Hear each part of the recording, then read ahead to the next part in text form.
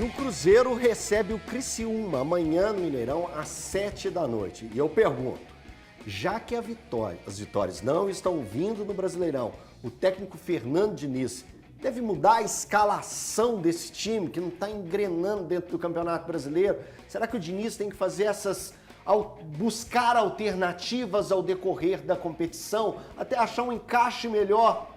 E é claro, não tem como eu fugir disso. Pensamento lá no dia 23, mas temos que falar de Campeonato Brasileiro e que o Cruzeiro precisa dar uma resposta na competição. Para isso, eu chamo quem me socorre sempre nos assuntos do Cruzeiro. Valuzão, e aí, como é que tá essa cabeça do Diniz? Um trevo, né? Porque o time não conseguiu vencer ainda no Campeonato Brasileiro com ele. São 6 jogos do Cruzeiro e lembrando, né, o Cruzeiro tem uma das piores campanhas no retorno. O Cruzeiro somou menos vitórias do que o Atlético Goianiense. O Cruzeiro tem 2 vitórias no retorno contra 4 vitórias do Atlético Goianiense, contra 3 vitórias. O Criciúma já fez mais nesse retorno do que o Cruzeiro. Então é muito emergencial essa vitória do Cruzeiro amanhã para cima do Criciúma, que é um time que vai se fechar, vai vender caro, vai competir, vai apostar no contra-ataque. O Tencate arma bem essa equipe. Não foi fácil o jogo contra o Internacional. O Internacional vence o Criciúma com uma belíssima cobrança do Alan Patrick. Depois o Criciúma tem um jogador expulso, o Felipe Viseu. Enfim, é jogo difícil para o Cruzeiro, por quê? Mas é dificuldade contra o Criciúma? Olha o segundo turno do Cruzeiro, a explicação vai ser automática, né? Todos os jogos para o Cruzeiro dentro do Campeonato Brasileiro têm se tornado difíceis há 3 meses, não há 3 jogos, há 3 meses. O que salva a campanha do Cruzeiro neste momento em termos de esportivos em 2024 é o fato da equipe ter conseguido andar na Copa Sul-Americana, porque a gente está falando de quase um turno completo do Cruzeiro conseguindo apenas 2 vitórias. É o último contato do torcedor com a equipe antes do time viajar para Assunção, então que os jogadores façam o exercício que a gente faz aqui, né? Joguem lá, vejam como que está a classificação do Cruzeiro em termos de tabela no segundo turno e resgatem de alguma forma uma confiança pelos lados do torcedor, porque realmente o futebol no segundo turno do Cruzeiro é vexatório. Ô Lu, muitos torcedores e até o próprio clube, ele faz aquele levantamento, né? Colocam os times que eles vão jogar e vão fazendo. Esse aqui é um verdinho é de vitória, o amarelo é de empate e o vermelho de vitória. Faz esse tipo de levantamento, de derrota, vermelho derrota. Faz esse tipo de levantamento para ter um controle interno. Isso é fato, a gente viveu dentro de CT, a gente sabe que isso existe. O trabalho do Cruzeiro, no início da competição, ou até na virada do turno, tinha um verdinho na frente do Criciúma. Continua tendo esse verdinho? Com certeza, tem que ter esse verdinho. A preocupação é esse recorte que o Valor fez do turno, dos últimos 10 jogos, por exemplo. O Cruzeiro é um dos últimos colocados. Se a gente pegar só o retorno, estaria na zona de rebaixamento. Há uma preocupação muito grande da forma que a equipe joga. O Valor falou que, desportivamente, andou na Sul-Americana, mas andou também aos trancos e barrancos. A gente tem que lembrar que mata-mata, às vezes, permite essas coisas. Um torneio mata-mata permite que as equipes passem de fase aos trancos e barrancos. E é o caso do Cruzeiro. O Cruzeiro não fez grandes partidas contra o Boca, contra o Libertad, contra o Lanús também. Não à toa, a imprensa argentina tem destacado isso, que o Racing passou por um adversário que é mais difícil, no caso do Corinthians, do que é o Cruzeiro na final. Mas é hora de mudar essa chave. O que tem me incomodado muito, além do mecanismo ali de saída de bola, muitos erros de passe, às vezes falta de intensidade também, o ataque do Cruzeiro é algo que me preocupa muito. É o ataque que é muito bonzinho, sabe? Eu não vejo o Caio Jorge até tá se esforçando muito, às vezes falta uma dupla ou um trio ali para ele. Eu vejo que o Caio Jorge tem uma evolução em relação a essa briga, essa intensidade, e está faltando alguém para tabelar, para conversar com ele. O que tem me incomodado é esse outro atacante do Cruzeiro, né? O Veron, infelizmente, não funcionou na temporada. Quando se esperava um pouquinho, quando ele estava conseguindo entregar alguma coisa, teve uma lesão. E o Veron não entrega como um segundo atacante, como um ponta, não entrega. A esperança é a questão física do Lautaro Dias. Não sei exatamente como está o Lautaro. Já vi algumas questões falando em relação à questão física dele. Então, a minha preocupação, inclusive para o dia 23, é a situação do Lautaro Dias, que seria esse atacante que pode dar uma intensidade maior ao ataque do Cruzeiro, que está um ataque muito bonzinho, Elton. Diga, Brenão. Ontem eu estava vendo o programa de casa e eu tenho que dar os parabéns ao Valu aqui, porque ele estava colocando, e realmente ele foi o único que falou que o Cruzeiro estava vivendo por um momento conturbado. Eu vim aqui e falei, ó... Ele antecipou. Ele antecipou, né? Ele foi visionário, porque eu achei que quando chegasse o Diniz aqui, a coisa ia acertar com esses jogadores mais experientes vão chegando, ia acertar. Aí a gente tem essa decepção com o Wallace, que eu vou dizer uma coisa, hein? É um cara que, pra mim, pô, eu não consigo entender como é que esse cara chegou aqui, não joga. Foi sonho do Atlético, né? Agora, ô Valu, eu também não entendo como é que há 4 meses atrás o Marlon estava sendo colocado como um dos melhores laterais.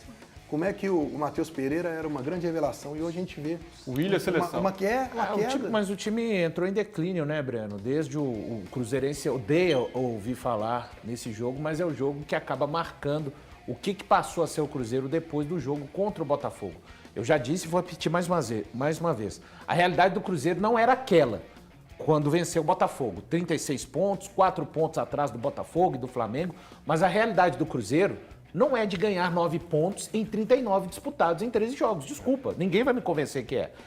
Então, ali o trabalho do Seabra, né, que os jogadores gostavam tanto e corriam pelo Seabra, entre aspas, acabou sendo demitido numa sequência de 8 jogos, quando o Cruzeiro conquistou 7 pontos em 24 disputados, e o Fernando Diniz chega agora, até acho que faz um jogo razoável contra o Vasco, contra o Fluminense perde muitos gols, contra o Bahia tem uma vitória nas mãos e acaba cedendo, e de lá para cá eu acho até que em termos do trabalho do Diniz, o trabalho dele deu um passo para trás, mas pegando todo esse contexto dos 13 jogos, já disse e repito, é uma cobrança muito mais forte neste momento para cima dos jogadores.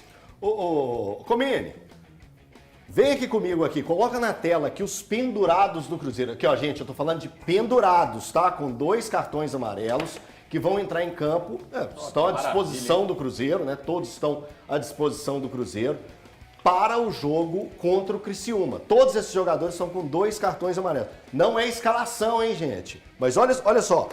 Cássio, Zé Ivaldo, Vidjalba, Marlon, Kaique, Peralta, Ramiro, Wallace. O Wallace até é um pouco apagado aqui nessa foto. Por que será, hein? Acho que foi proposital. Matheus Pereira, Vitinho, Barreal, Gabriel Veron, Rafa Silva. O Rafa Silva tá com uma lesão? Depois vocês abrem, eu vou perguntar para vocês. Caio Jorge. Todos esses atletas estão pendurados. Se tomarem cartões, né? No caso, se eles forem amarelados na partida diante da equipe do Criciúma, não jogam contra o Corinthians. Lembrando que a partida contra o Corinthians é a última do Cruzeiro no Campeonato Brasileiro antes do jogo do dia 23 contra o Racing, um dos jogos mais importantes aí da equipe do Cruzeiro, do clube, né? Da instituição Cruzeiro nos últimos anos. Luciano, tem muita gente aí para tomar cartão e ficar tranquilo no jogo contra o Corinthians, já poupar. Como que você vê isso? É muita gente, né? O Rafa Silva, me informaram, ele tá com uma lesão na coxa. Todo dia. Se é que vocês me entendem. Ele tá com uma lesão na coxa, viu, gente? Rafa Silva.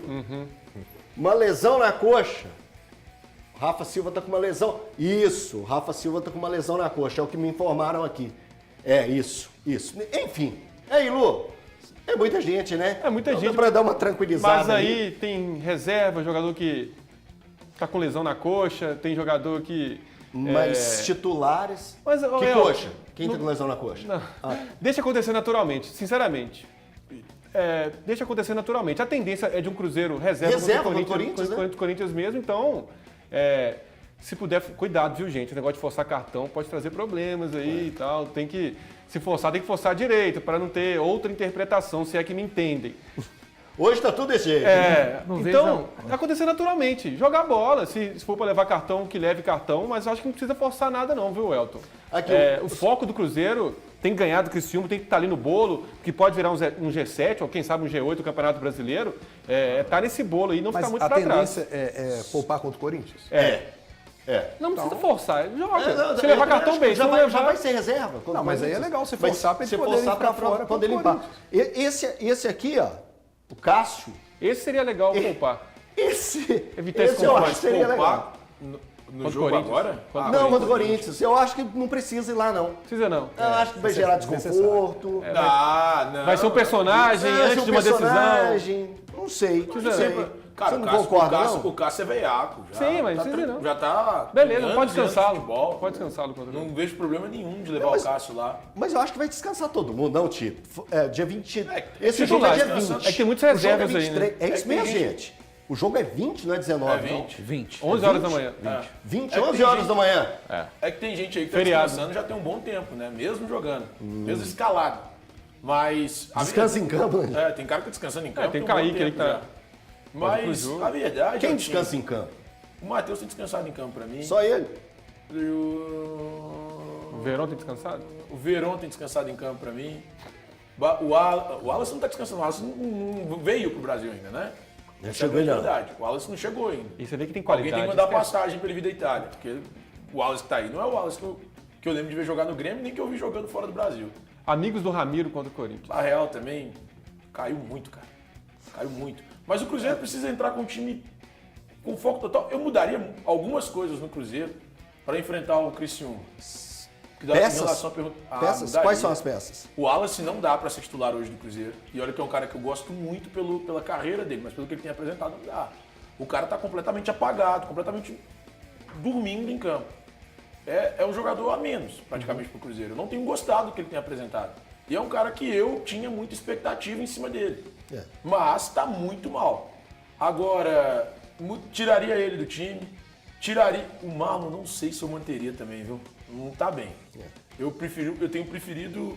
Não é que eu tenha preferido, mas eu testaria o Kaique para ver se É que tem todo alguma mundo entrou que já mal nos teve últimos bem, jogos é que do todo Cruzeiro. mundo que já teve bem, quando o Breno pergunta, por que é 4 meses? Porque aconteceu isso, Breno. O Marlon estava bem. O William era o melhor lateral direito de fato do Campeonato Brasileiro. A gente não é só olhar o que ele estava produzindo. A zaga que estava jogando acabou até sendo desfeita. João Marcelo e Zé Ivaldo estavam muito bem. O Matheus Henrique já chegou parecendo que estava jogando. Matheus Pereira, grande momento. O Romero. Então, o Barreal era um cara que, ou como titular ou entrando, vivia um bom momento. Nesse instante também a gente tem uma queda nesses 3 meses de rendimento de todos os jogadores. O William faz muita força para jogar também ultimamente. Agora vão virar.